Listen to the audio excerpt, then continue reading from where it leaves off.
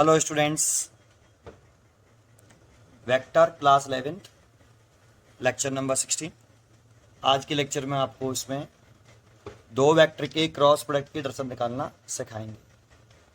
तो स्टार्ट करते हैं। वेरी मोस्ट इंपॉर्टेंट होता है ये। दो वेक्टरों की क्रॉस प्रोडक्ट की डायरेक्शन निकालना आना चाहिए। 12th में इसका यूज़ काफ़ी है, 11th में भी है ना।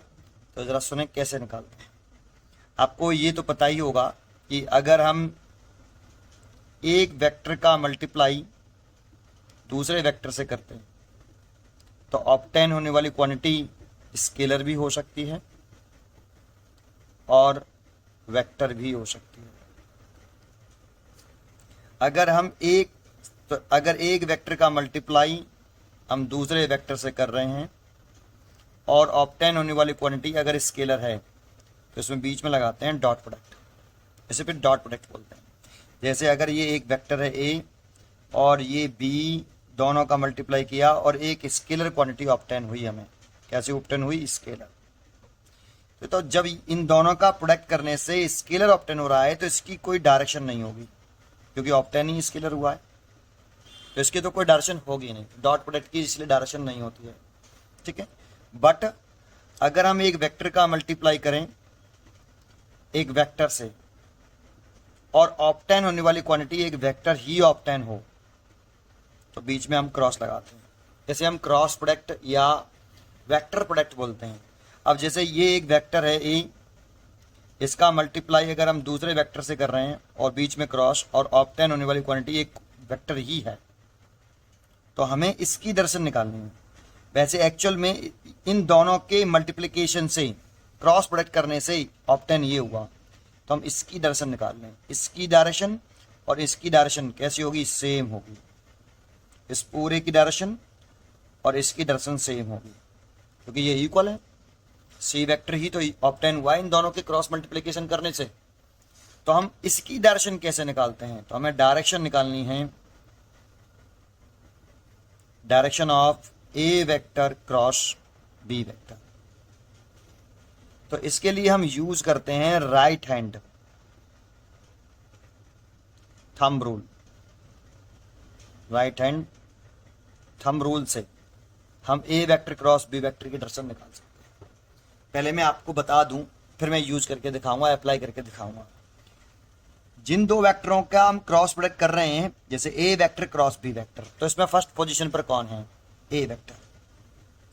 तो हमें अपने राइट हैंड के फिंगर को फर्स्ट वेक्टर की डायरेक्शन में रखना है, फर्स्ट पोजीशन पर जो हो। जैसे यहाँ ए और बी में से ए फर्स्ट पोजीशन पर है और बी सेकंड पोजीशन पर है। अगर हम किसकी डायरेक्शन निकालते हैं? B vector cross A vector, तो अब फर्स्ट पोजीशन पर कौन है? B vector. तो हमें अपनी फिंगर को, राइट हैंड की फिंगर को रखना है in the direction of first vector की डायरेक्शन में, ठीक है। कैसे भी अप्लाई करूंगा तो पहले पॉइंट सुनो। एक दूसरा, अपनी फिंगर को, राइट हैंड की फिंगर को कर्ल करना है फर्स्ट वेक्टर से सेकंड वेक्टर की टूवर्ड्स। अगर ये इसकी डायरेक्शन निकालने हैं तो हमें अपनी फिंगर को ए वेक्टर से बी वेक्टर की तरफ घुमाना है, कर्ल करना है। कौन से एंगल से घुमाना है? तो स्मॉल एंगल से घुमाना है, स्मॉल एंगल से घुमाना है, ठीक है। बड़े एंगल से नहीं घुमाते, ठीक है। और जो थंब होता है वो, जैसे ये राइट हैंड है, ये थंब जो होना चाहिए वो आपका इससे फिंगर से 90 डिग्री बनाना चाहिए, ऐसे बिल्कुल सीधा, है ना। और ये थंब ही रिप्रेजेंट करता है ए वेक्टर क्रॉस बी वेक्टर की डायरेक्शन को। चलो अप्लाई करते हैं, सीखते हैं कैसे। मान लेते हैं कि हमारे पास ये दो वेक्टर हैं। एक वेक्टर ये रहा ए और दूसरा वेक्टर हमारे पास ये रहा बी। अब पहले तो एक बात बताओ, अगर मैं अपनी फिंगर को ए से बी की तरफ घुमाऊं, क्योंकि हमें ए वेक्टर से बी वेक्टर की तरफ लेना है, तो पहले अपनी फिंगर को रखेंगे। हैंड को रखेंगे कैसे? तो हमें अपनी राइट हैंड की फिंगर को ए वेक्टर, फर्स्ट वेक्टर जो ए वेक्टर है, तो ए वेक्टर क्रॉस बी वेक्टर है, तो ए वेक्टर की डायरेक्शन में रखना है। पहली पोजीशन पर ए है तो ए पर रखना है, और बी पहली पोजीशन पर होता तो बी पर रखना है। तो हमने देखो फिंगर में रखना है ऐसे। ये फिंगर जो होनी चाहिए वो ए वेक्टर की डायरेक्शन में होनी चाहिए। आप ऐसे नहीं रख सकते, ऐसे नहीं, ये फिंगर ए वेक्टर की डायरेक्शन में नहीं है, ठीक है। फिंगर ए वेक्टर की डायरेक्शन में होनी चाहिए। ऐसे रख सकते हैं, रख सकते हैं, ऐसे रख सकते हैं, रख सकते हैं, ऐसे रख सकते हैं, ऐसे रख सकते हैं, तो ऐसे भी रख सकते हैं, है ना। ऐसे फिंगर आपकी किधर होनी चाहिए, ए वेक्टर की डायरेक्शन में। देखो अगर सपोज करो ये ए वेक्टर है, तो ए वेक्टर की डायरेक्शन में ऐसे रख सकते हैं, फिंगर हमारी ए वेक्टर की डायरेक्शन में है। ऐसे भी रख सकते हैं, ऐसे भी रख सकते हैं, और ऐसे भी रख सकते हैं। बस फिंगर ए वेक्टर की डायरेक्शन में होनी चाहिए, जो फर्स्ट वेक्टर है उसकी डायरेक्शन में होनी चाहिए, 1। ठीक है।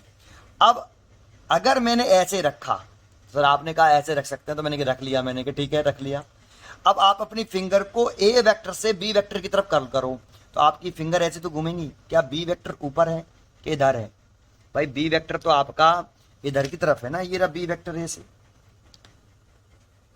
आप घुमा रहे हो ऊपर की तरफ, आपको अपनी फिंगर जो कर्ल करनी चाहिए, ये आपकी फिंगर जो रोटेट करके घूमनी चाहिए, वो फर्स्ट वेक्टर से सेकंड वेक्टर की तरफ रोटेट होनी चाहिए।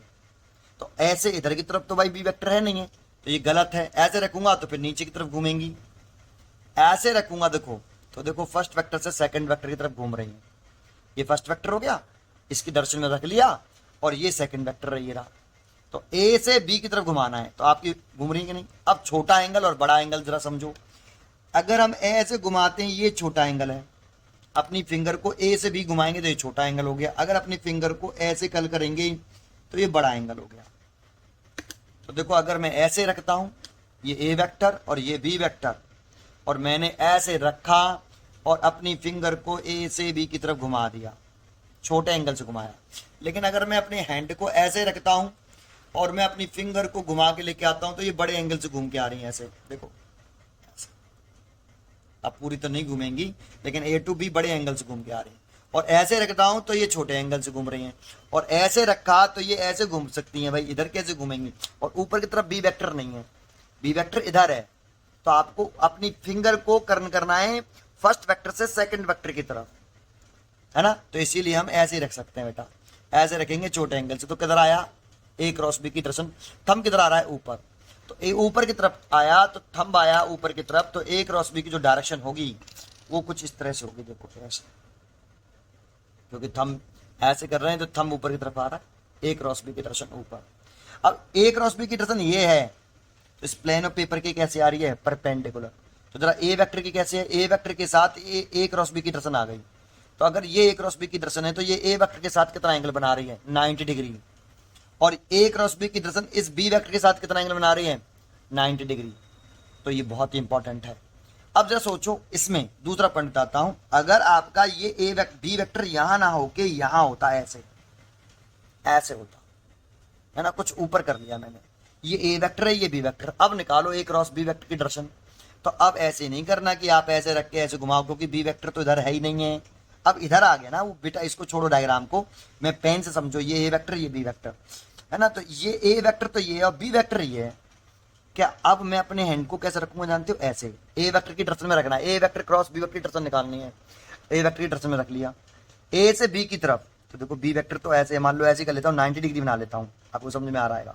ए से बी की तरफ ऐसे, तो भाई बी ए ये रहा और बी ये रहा, तो ए टू बी। अब ऐसा मत करना कि आप फिर भी ऐसे घुमाए जा रहे हो। अगर बी वेक्टर यहां है तो ए से बी ऐसे घूमेगा, और अगर बी वेक्टर यहां आ गया तो ए टू बी ऐसे तो घूमेगा भाई, तो ए टू बी ऐसे घूमेगा।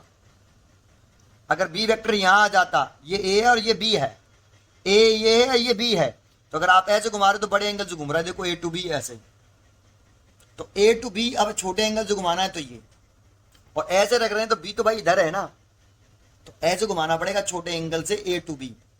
सीधा सा पॉइंट है, आपको फिंगर को घुमाना है ए टू बी, फर्स्ट वेक्टर की डायरेक्शन में हाथ रखना है, फिंगर फर्स्ट वेक्टर की डायरेक्शन में छोटे एंगल से घुमाना है और ए टू बी से घुमाना है। तो देखो अगर ये ए है ये बी है, ये वाला कौन सा वेक्टर ए और ये बी, और आपको निकालनी ए क्रॉस बी की डायरेक्शन। तो ऐसे घुमाऊंगा तो बड़े एंगल से आ रहा है देखो, और ऐसे घुमाऊंगा तो छोटे एंगल से आ रहा है, देखो छोटे एंगल से आ रहा है ए टू बी। तो क्रॉस वेक्टर की डायरेक्शन ए क्रॉस बी की डायरेक्शन नीचे आई। अगर बी ए बी वेक्टर यहाँ आए, बी वेक्टर यहाँ, ए वेक्टर ये, तो ए से ए क्रॉस बी की डायरेक्शन ऐसे। अगर बी वेक्टर यहाँ है तो ए वेक्टर क्रॉस बी वेक्टर ऐसे इधर। अब इस वाले केस में भी देखो, अगर बी वेक्टर यहाँ और ए वेक्टर यहाँ, तो ए क्रॉस बी की डायरेक्शन ऐसे आ रही है, that means A cross B की डायरेक्शन ऐसे आ रही है। देखो अभी भी कैसी है, परपेंडिकुलर है, बी के साथ भी 90 डिग्री और ए के साथ भी 90 डिग्री। क्रॉस प्रोडक्ट हमेशा जो भी दो वेक्टर का क्रॉस प्रोडक्ट होता है उसके परपेंडिकुलर आता है। अब देखो इसकी डायरेक्शन कैसे आ रही थी इस वाले डायग्राम में, तो ए क्रॉस बी की डायरेक्शन ऊपर आ रही थी, तो इसको शो कैसे करें भाई। अब शो कैसे करें, ऊपर तो पेन बंद चलेगा ही नहीं, तो हम एक काम करते हैं, इसको शो करने का तरीका बताता हूँ। एक प्लेन ऑफ पेपर बना लीजिए आप, ये हमारी ये कॉपी का पेज है साहब, और इसमें ये ए वेक्टर बना लीजिए और इसी प्लेन ऑफ पेपर में ये बी वेक्टर बना लीजिए। ये ए और ये बी है ना, और ये ए क्रॉस बी की डायरेक्शन निकालनी है, तो ए से क्रॉस बी डायरेक्शन ऊपर आई, तो अब उसको डायरेक्शन को ऊपर तो शो नहीं कर पाएंगे, तो हम क्या करेंगे, ऐसे बना देते हैं। अब देखो यहां से कटा हुआ बना हुआ है, दिख रहा है, ये पेज में आर पार हुआ, ऐसे पेज में आर पार करके, ठीक है ना, तो ये आ जाएगी ए क्रॉस बी। 3D फिगर हो गया आपको। अब ऐसा लग रहा होगा कि ए क्रॉस बी बी के परपेंडिकुलर नहीं है, जबकि एक्चुअल में ये बनाया ऐसे है, लेकिन ये ऐसे है बेटा।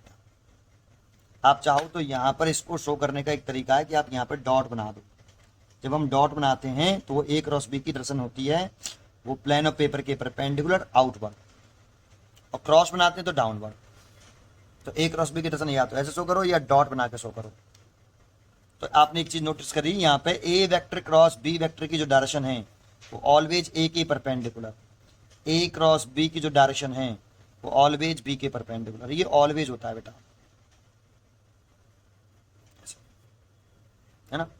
अब इसी में अगर आप किसकी डायरेक्शन निकालना चाहते, इसी में अगर आप बी क्रॉस ए की डायरेक्शन निकालना चाहते, ये बी वेक्टर है और ये ए वेक्टर है, तो अब B vector cross A vector की डायरेक्शन निकालनी है, ये ए वेक्टर है और ये बी वेक्टर, और बी क्रॉस ए की डायरेक्शन निकालनी है, तो बी पे हाथ रखेंगे हम, है ना, बी पे हैंड रखेंगे। देखो ये ए वेक्टर, ध्यान रखना ये कौन सा वेक्टर ए, और ये वाला बी। अगर हम हैंड बी पे रख लिया, देखो अब बी पे हैंड रख रहा है, ए पे नहीं रखा। अगर हम ऐसे घुमाएंगे तो बड़े एंगल से घूम के आ रहा है, नहीं चाहिए। ऐसे घुमाएंगे तो ये छोटे एंगल से घूम के आ रहा है, किधर आ रहा है, अब डाउनवर्ड आ रहा है। इसी डायग्राम में बी क्रॉस ए की डायरेक्शन डाउनवर्ड आ रही है, लेकिन डाउनवर्ड आ रही है मतलब नीचे की तरफ आ रही है। देखो ये डायरेक्शन है, ये वाली, ये एरो हेड है, तो ये नीचे की तरफ कर दिया अब हमने। तो अब ए क्रॉस बी क्रॉस ए की डायरेक्शन भी बी के परपेंडिकुलर है और ए के भी परपेंडिकुलर है, लेकिन ए क्रॉस बी की डायरेक्शन कैसे आ रही थी, ये ए क्रॉस बी की डायरेक्शन ऊपर और बी क्रॉस ए की डायरेक्शन नीचे, छोटे एंगल से घुमा रहे हैं, है ना। तो दोनों की डायरेक्शन कैसी होती हैं, अपोजिट होती हैं। अगर आपको इसको दिखाना है तो इसमें एक क्रॉस बना सकते हो, क्रॉस। क्रॉस का मतलब है कि इसकी जो डायरेक्शन है इस प्लेन ऑफ पेपर के परपेंडिकुलर डाउनवर्ड है, नीचे की तरफ ऐसे। क्रॉस बनाया तो नीचे और डॉट बनाया तो ऊपर, ये एरो हेड है, ये रहा, ये एरो हेड नीचे चला गया। लेकिन आपको और दिखाना है तो ऐसे भी दिखा सकते हो कि आप एक प्लेन ऑफ पेपर बना लो, ऐसे एक प्लेन पेपर बना लिया जैसे आपने ऐसे, और इसमें ये ए वेक्टर बना लिया और ये बी वेक्टर बना लिया, और बी वेक्टर बी से ए की तरफ छोटे एंगल से घुमा दिया, तो बी से ए छोटा एंगल ये है, इसे घुमाया तो नीचे की तरफ आया। अब इसे शो कैसे करें नीचे की तरफ, तो ऐसे ऐसे, ये B vector cross A vector की डायरेक्शन। तो ए क्रॉस बी की डायरेक्शन और बी क्रॉस ए की डायरेक्शन कैसी हैं, अपोजिट है, सेम नहीं। तो आपने सीखे कि क्रॉस प्रोडक्ट की डायरेक्शन कैसे निकालते हैं, और बी क्रॉस ए की और ए क्रॉस बी, यहाँ पे भी B cross A perpendicular to B vector, B cross A perpendicular to A vector, ये ऑलवेज होता है बेटा। कभी भी आप डायरेक्शन निकालोगे जैसे P vector cross Q vector, हमें मालूम नहीं है, लेकिन वो पी के परपेंडिकुलर जरूर होगा, P vector cross Q vector perpendicular जरूर होगा क्यू वेक्टर के। तो आज के लिए इतना ही। क्रॉस प्रोडक्ट में डायरेक्शन कैसे निकालते हैं वो मैंने आपको सिखाया। पढ़ते रहिए और खुश रहिए। मिलते हैं नेक्स्ट लेक्चर में, और नेक्स्ट लेक्चर में हम आपको पढ़ाएंगे क्रॉस प्रोडक्ट और उसकी प्रॉपर्टियाँ। ठीक है।